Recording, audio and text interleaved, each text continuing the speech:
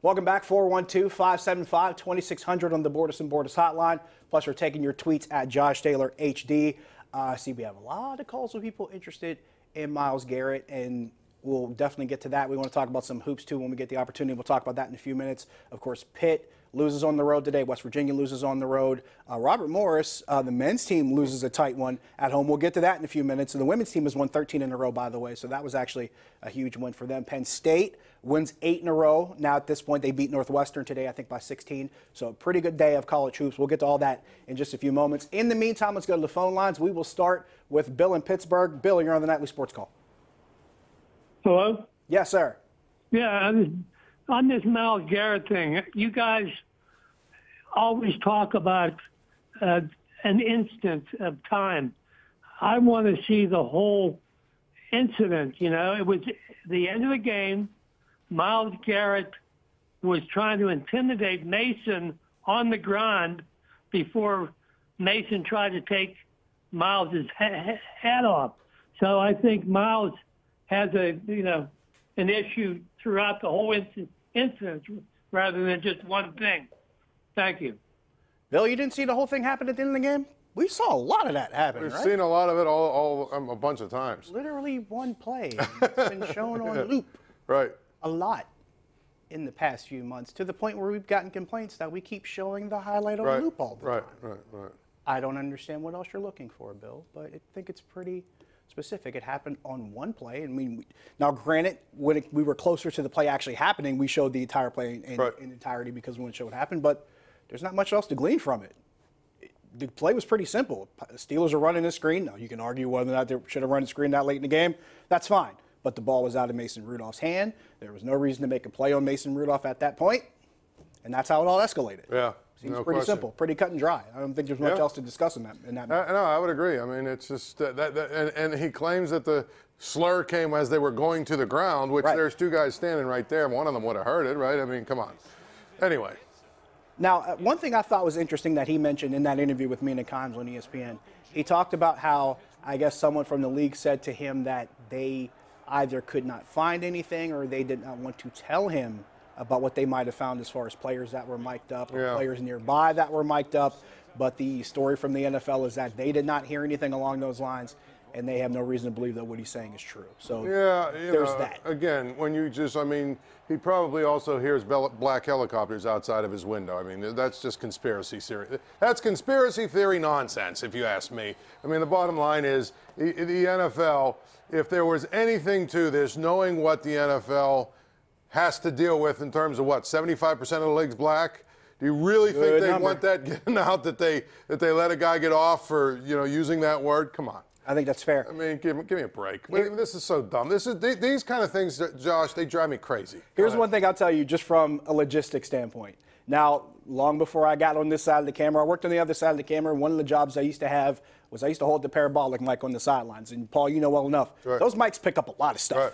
Basically, your job is to hold the mic where something's happening to maybe you can hear something going on. So the way the technology's set up, you got people holding mics on the field, you got players mic'd up. It's really hard to not hear something said on the field. And nobody's heard it. Nobody's heard it, but that's where I'm going with this. We're supposed to believe it happened. Come on, man. That's exactly where I'm going. It's hard to believe when there's so much technology in place. And I've been one of the people that used it specifically. I got paid to do it when I was in college, so I know how it works.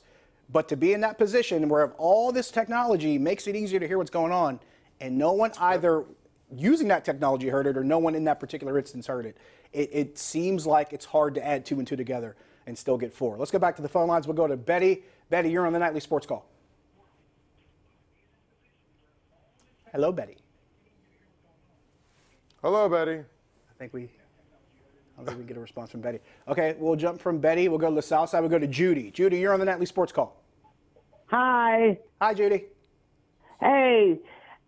Mason went to Oklahoma and Garrett went to Texas college. Maybe it's something to do with college. Okay. Hey, Mason went to Oklahoma. Garrett went to Texas college. Maybe it's something to do. Well, Mason went to Oklahoma State. Maybe it's got something to do about the games they played in college. Thanks for the call, Judy. to clarify, Mason Rudolph went to Oklahoma State. Right. Miles Garrett went to Texas A&M.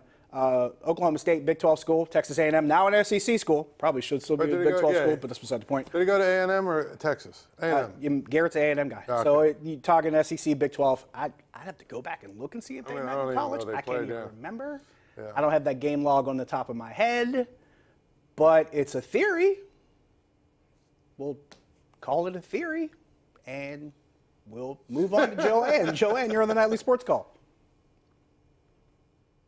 Good evening, Joanne. Are you there? Said anything about Rudolph until he got his penalty. Why don't they look into that?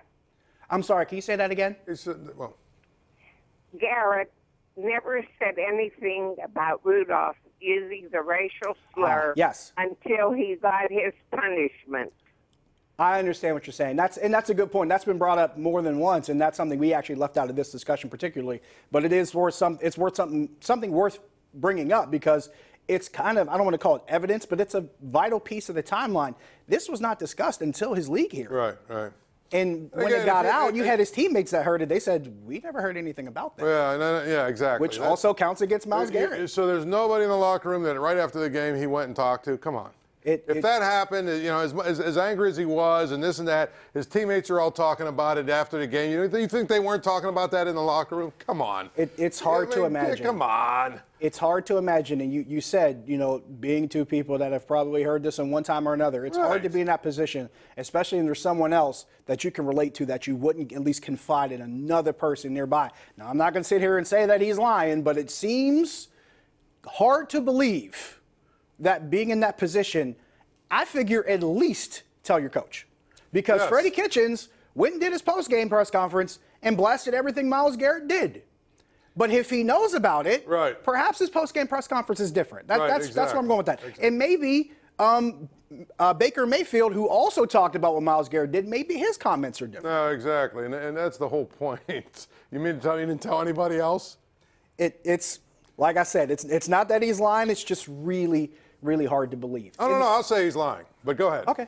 Paul says he's lying. Go ahead. He's making stories up. Because what happened was, like that lady said, he got penalized, he got fined, and this and that and everything, and he was trying to mitigate the thing. And I'm telling you, I bet you if he didn't make up that story or say what he said, he would get more than 6 games. I guarantee you that. Fair enough. Well, we will take a break. When we come back, we got college hoops to talk about. We also have to talk about our play of the day. We'll get to that, too. So quite a few things to discuss when we come back. JT, Paul Zeise, see you in a few minutes. Portions of this program sponsored by FanDuel Sportsbook.